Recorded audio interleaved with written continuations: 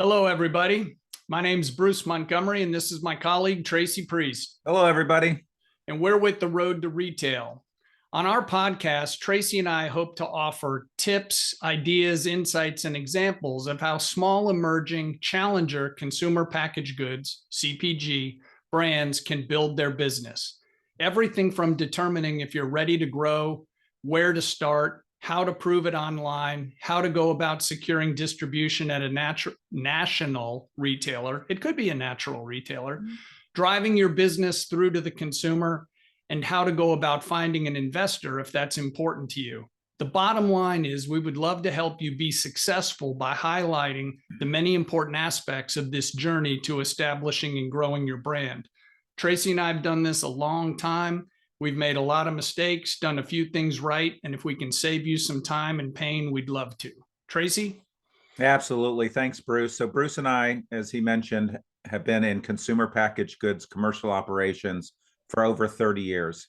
What we mean by commercial operations is sales, marketing, trade marketing, divestitures, agency management and hiring, distributor management, broker management, just all facets of the business. And because of that experience, that's why we've started the Road to Retail podcast, as so that we can share those experiences, both good and bad, with you. Also, on future episodes, we do bring in colleagues and friends from the industry to share their insights with you as well. So Bruce, tell the audience today what we're going to talk about. I'm really excited about this episode. I think it's going to be really helpful to small emerging brands. Yeah, thanks, Tracy. So today we're going to talk about the specifics of securing initial retail distribution. Now, we've touched on some of these components before, but today we're really going to dig into it.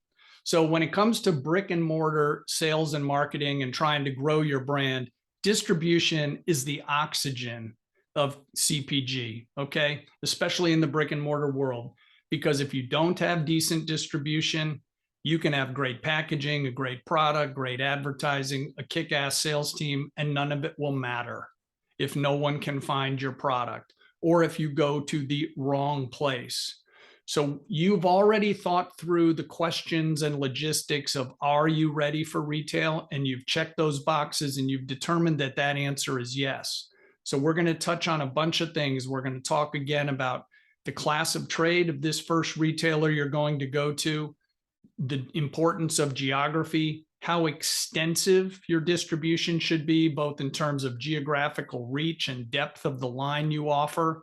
And we're also going to touch on the fact that tests are great. They might even be existential. But anyway, we'll get to all these points. But today we're going to talk specifics of distribution. Tracy? Great, Bruce. Yes, I'm really excited, like I said, about this episode.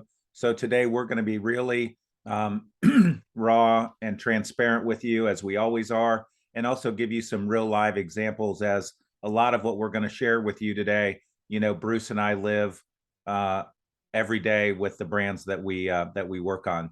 So the first thing you want to talk about, we're going to kind of approach this today as a funnel. So the top of the funnel really is going to be, what is the best demographic for a retailer? You want to make sure, and what I mean by that is, you want to make sure that your brand's demographics, your consumer demographics, meet those of the retailer. We always use an example of like maybe a high-end skincare line. So we're going to use another example today. Let's say that you've got a high-end cookie brand that's gluten-free, non-GMO, plant-based, etc. You probably don't want to take that to a conventional retailer right out of the gate. That's probably more of a consumer demographic for a natural retailer. That kind of natural retailer consumer is going to be more interested in those features and benefits of your brand than, say, a conventional retailer. The second thing you're going to want to consider also is your class of trade target. So again, if you've got a high-end skincare that costs $24.99, you're probably not going to want to pitch that to, a dollar store, for example, because it's not really a great fit, price point wise. That's more for probably a Whole Foods or a Sprouts or that kind of retailer. So demographics of the consumer have to match, and also the class of trade has to match to your brand. Bruce, did I miss anything? I don't think you missed it. Let me just add a couple of things here, Tracy. So Tracy mentioned about going to an everyday low price or EDLP retailer out of the gate. Depending upon what your product is, that could be great.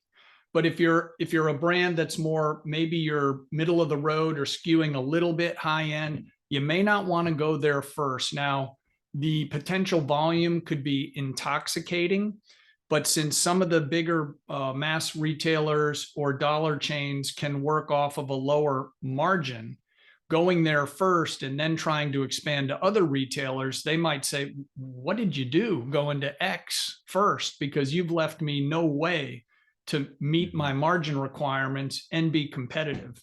And that's code for you're going to have to juice up your trade spending, but that'll be for a whole nother episode. Another thing I would say, and Tracy talked about class of trade and demographic match of retailer to your brand. I would add one other thing here. Think about the right geography as well. So if you're a company that's heritage is Vermont, you probably don't want to go take distribution at a supermarket chain in Denver or Phoenix just because you met a really nice person at a trade show and they'd love to test you. There's a chance that would work. I would say the probability is very, very low. And also, if you go to a trade show, which is a great way to meet people and let people, taste, touch, smell, use your product and build your network, just because a buyer expresses some interest and might say, hey, let's follow up and meet, that's always a great sign. But the fact that they're willing to meet is not a precursor to distribution. Okay. They're paid to have meetings and they're paid to look for interesting things, and they're smart people and they're trying to keep their shoppers happy and build their category sales and profits. So it's very hard not to get excited if XYZ retailer sparks to you. And I'm not saying don't follow up. I'm just saying you're playing the long game. A New England based product with initial distribution in Phoenix may not work out for you. Tracy? Yeah, so another topic that you need to consider when you're thinking about distribution, and this is really important, is shipping costs. So let me make it clear right up front. The retailer doesn't pay for anything, and they certainly do not pay for shipping. So even if you ship it directly, obviously you have a cost. If they come and pick it up, they're going to charge you a pickup allowance, the retailer or the distributor is. So just be sure that Bruce and I've worked on brands where they had a P&L and they didn't include shipping in their cost. And that was a disaster. And that's another story for another day. Another thing you want to consider is your case pack configuration. The retailer wants it as small as possible. So do you. And what I mean by that is that if you've got a case pack of 24, first of all, that's not probably going to fit on a retail shelf. And the retailer is not going to put the remainder in the back of the room, in the back room. They don't have space for that.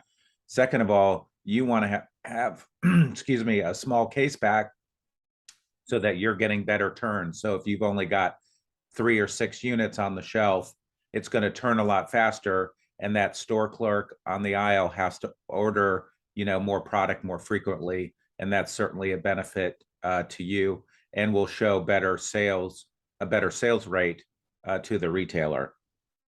You also need to make sure that you think through whether you're going to be working with a distributor.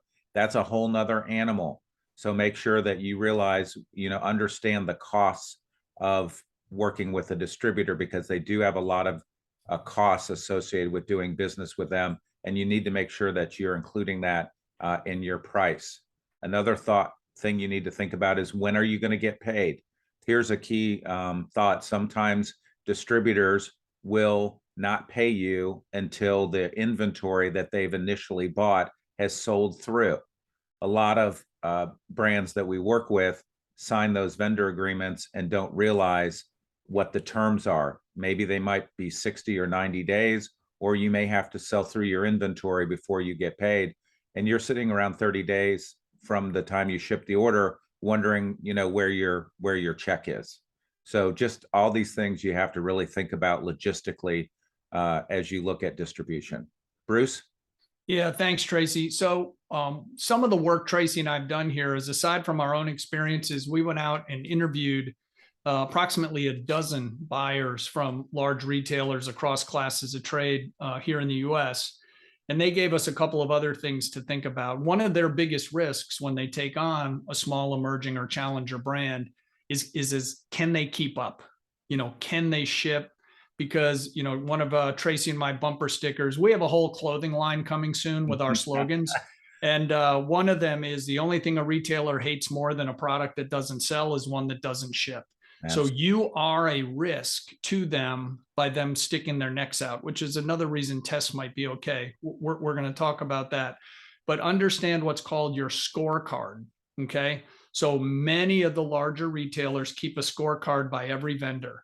And it's literally like a report card. Is this stuff on time? Is the order full? Is the product in good condition? Was it damaged? Blah, blah, blah.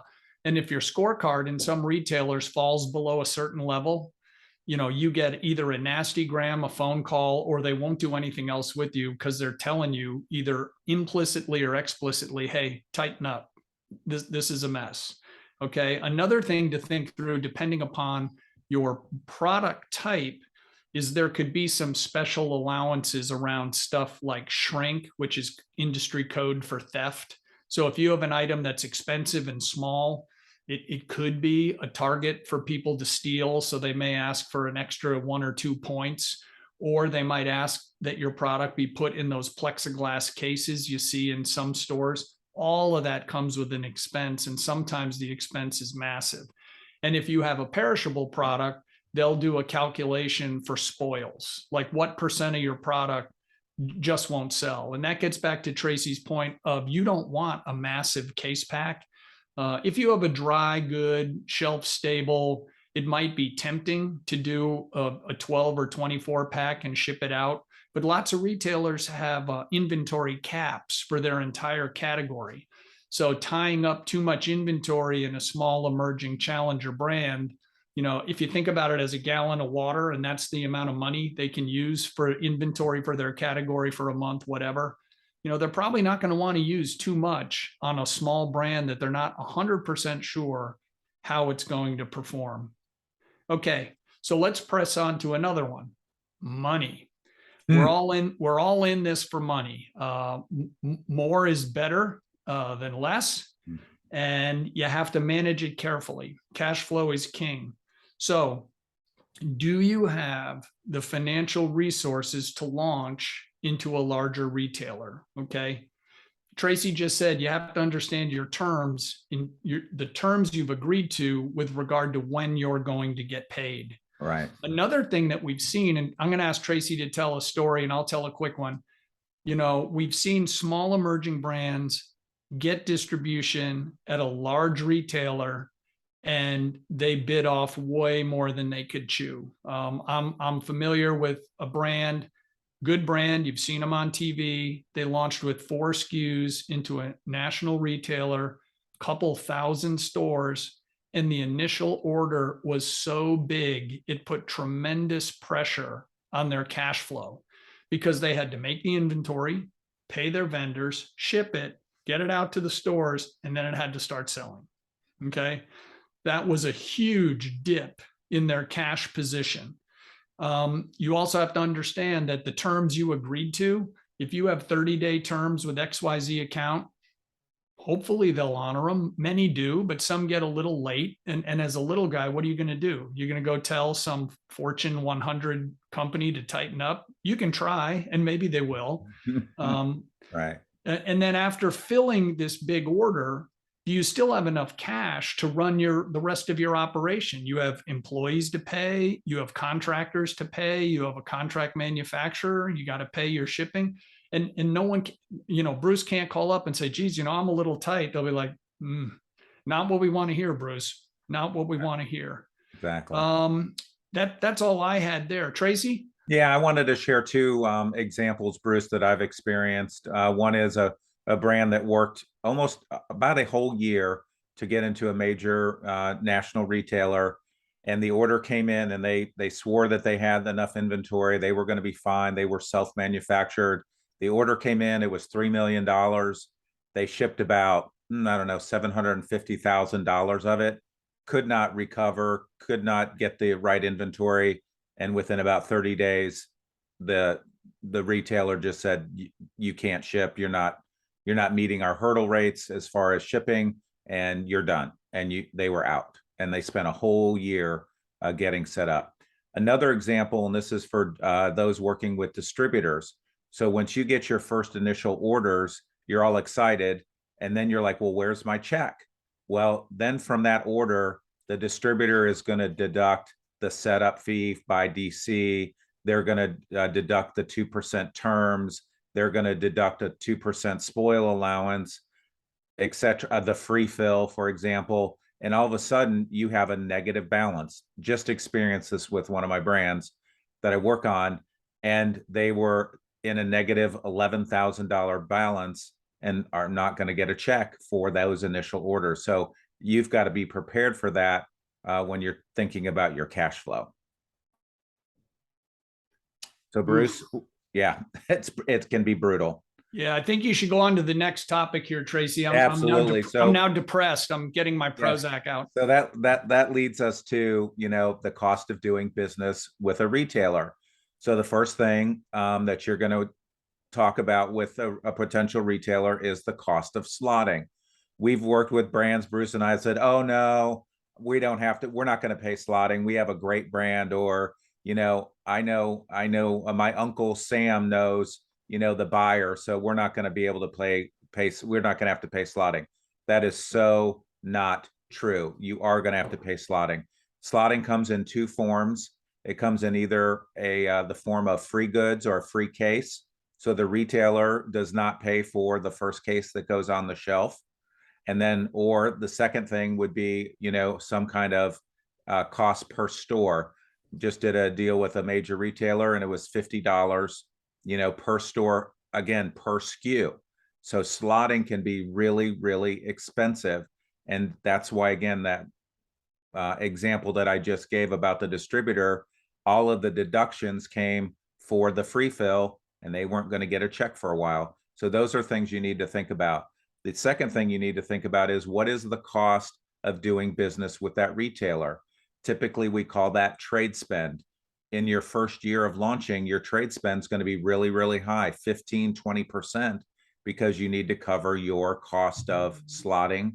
And then the retailer is going to want you to support your brand through them in the form of a temporary price reduction, an ad, a demo, all kinds of things that they have, programs that they're going to sell you. So once you sell your brand in, that's when they're going to start selling you on all of your programs, and you are going to need to participate because you need to get movement and your products, selling through that retailer. So you've got to make sure that you're budgeting for that and prepared for that when you're looking at distribution. Yeah. Bruce? Yeah. Let me add a couple of things. So Tracy went through that really well. Just for those of you that might be a little newer to the industry, when Tracy's talking about trade spend, think of it as a percentage of sales. Okay. So to keep this super simple, let's say you sell $100 worth of product to XYZ, right? And as Tracy said, your initial year could be expensive, 15-20%. So think of it this way: for every $100 that you get in revenue dollars from that retailer, you're going to be expected to invest back $15 or $20 into these various programs, whether it's slotting, temporary price reductions, buying an ad, getting into some theme like a Women's Health Month, etc. But every retailer has kind of a book of programs that you can get into. Some you can't afford, right? Because it's only for the Coke, Pepsi's, J&J's, Procter's, Clorox. But there's others that you can, okay? And one thing that we talk about when you're starting to talk about distribution with your retailer that you've done a good job honing in on, find out what's important to them, because lots of time these buyers might be under the gun to get 5 brands into a new, who knows, digital search, paid search program on their platform. Knowing those kinds of things can help you out. and you can spend your money that way. And we'll have a whole episode on trade spend, but any money that puts pressure against the consumer and helps you sell product, you should really push for those types of things versus stuff that's just greens fees. And there's always going to be greens fees, folks. For you golfers out there, all golf courses have greens fees. A couple of other things just to know here. When it comes to slotting, Tracy's right. Lots of people get all wrapped around the propeller saying, I'm not going to pay it, or they'll negotiate to the death. They have an uncle, blah, blah, blah. Everyone has an uncle. But what you can do there, you can negotiate it sometimes, or you can say, I'll give you that slotting, but I need an ad. But here's something else to think about slotting, which is a bit of an unusual take. Since you know it's real, pay it. If you know where you want to go, take that off the table right away, or only try to negotiate it a little bit. And here's why. 1, it's a profit center for the retailers. 2, you're not getting out of it. 3, it shows that you get it. 4, you can now get down to things like store counts and actually building a plan to drive sales and build your brand. Okay. Because if you argue and negotiate and this and that, and you think you're being like the toughest negotiator ever, if you miss that retailer's window for consideration of new items, you're screwed. Okay. Because they have dates and a very rigid timeline of things they need to do: evaluate new items, do line reviews to look at how successful their categories are, get those planograms set, and get them out to the stores. There's a finite period of time. So if you want to burn 90% of your time jacking around on getting slotting down 5%, good luck. Okay. Good luck. So let's move on here. We've talked about tests a little bit, and we've given some stories that if you go too big too soon, it can backfire. Right. Now, again, the way to scale any brand, whether you're a digitally native brand or if you're growing out from the farmer's market, is if you can successfully transition into retail, there's no faster way to scale your business. Whether your goal is just to make enough money to have a nice life, whether it's to prove that you could do it, or whether it's to build something to sell. Who knows? That evolves. I'm sure every entrepreneur changes their mind like 6 times a day on what the goal of their brand is. But if you go into a test, and let's just hypothetical account, it has 500 stores. It's in the demographic you want. It's in a region you want. Again, geographic, being logical geographically helps your marketing dollars work more. So let's stay with that. You're a Vermont-based company. Some people in that area know you. If you expand up in that region, you get the halo effect of some people already knowing you. And now it's, oh, I didn't know that was available at retail. And your dollars work harder for you, and you can expand logically. But if you're meeting with this, 500 store chain, and they're like, well, Bruce, how do you think we should go?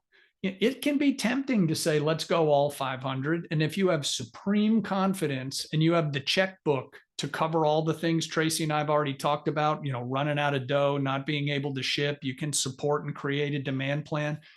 You might be better off taking 50 or 100 stores and killing it, because it's less cash out of your pocket.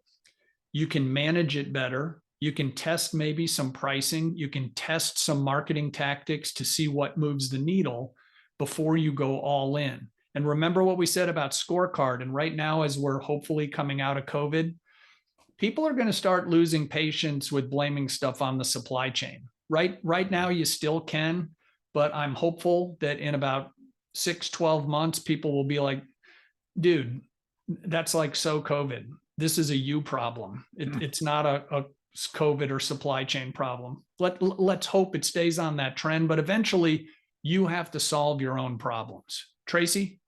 Yeah, I wanted to share, that's great insight, Bruce. I wanted to share a story on a brand that got a test at Target. And it was just a local test in the Minneapolis area. It was 26 stores, but they didn't do as well as they wanted to because of execution at the store. There were some stores that just didn't put the product out.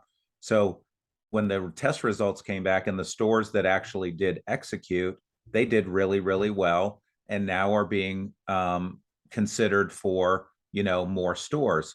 Not all 1,800 Target stores, but about 500. So that's a good hit for a small emerging brand. But you have to take into consideration the logistics, not only your logistics, but also the execution and logistics of the retailer.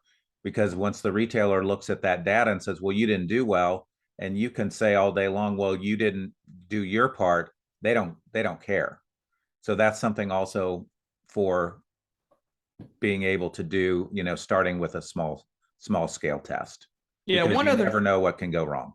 Yeah, one other thing about that is, right now the whole labor shortage is very real. Yes. And I'm working on a project right now with a brand, and some of the largest national retailers, I'm sure all of you listeners have been in at least one of their stores, probably within the past week.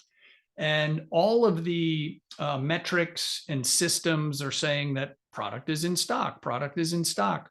Well, this group's retail force got some pictures of back rooms. And again, these are Fortune 100 companies. And their back storage room, where there's not a lot of product stored anymore in terms of to go out to the shelf.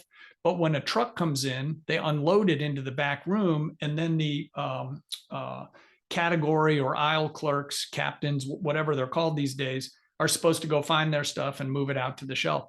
These photos were literally like a bomb went off, because they just don't have enough people. So the product might be in the store, but it's in this mess in the back.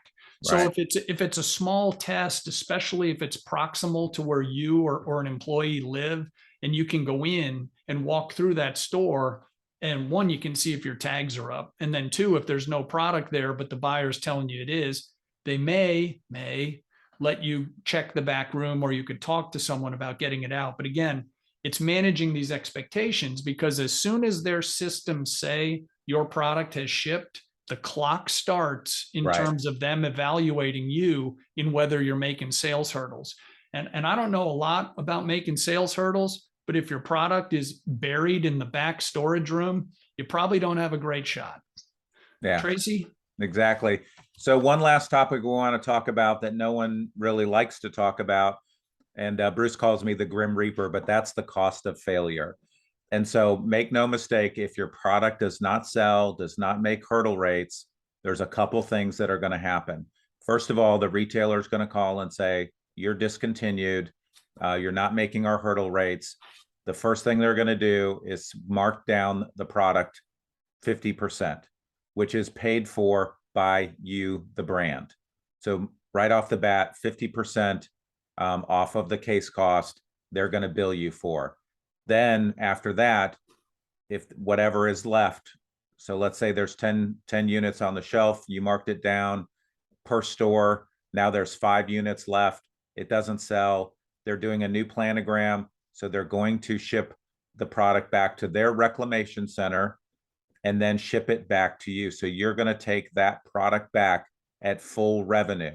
So you need to be, prepared for that is a potential possibility. And then also when they ship it back to you, you're going to pay the freight.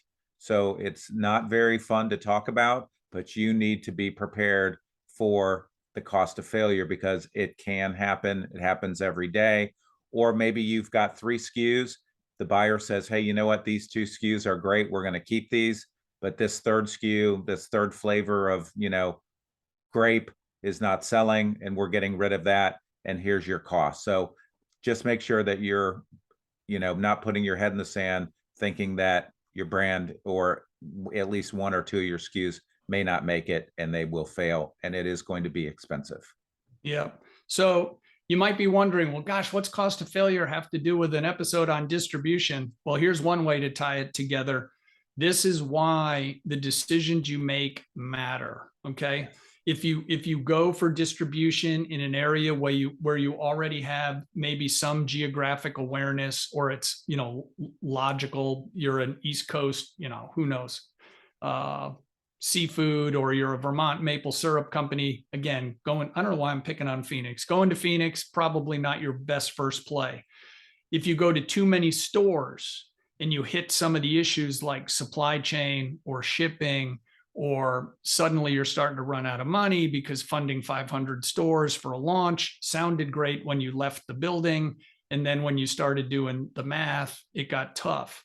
And the other thing, which Tracy just alluded to, is if you launch with too many SKUs, that can be bad too. Not only does it eat money, you've paid a ton of slotting because slotting is done on a per SKU basis. And if you have 6 SKUs, maybe you really should have had 2 or 3 because you'd be making velocity hurdles.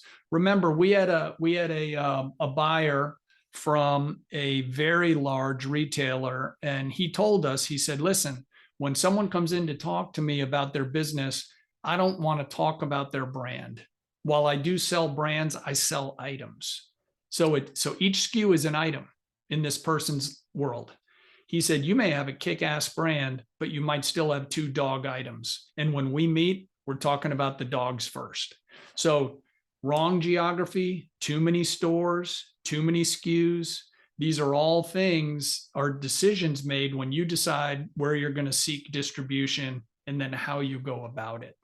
And this might sound a little weird. If a buyer really is liking what you're saying and they want to go big and you're uncomfortable, they will appreciate your candor of wanting to make sure what you do is successful. Because remember, they have to go defend to their manager why they're making a bet on a small emerging challenger brand. So they might be all juiced up because you taste great, you look great, you smell great, you're different.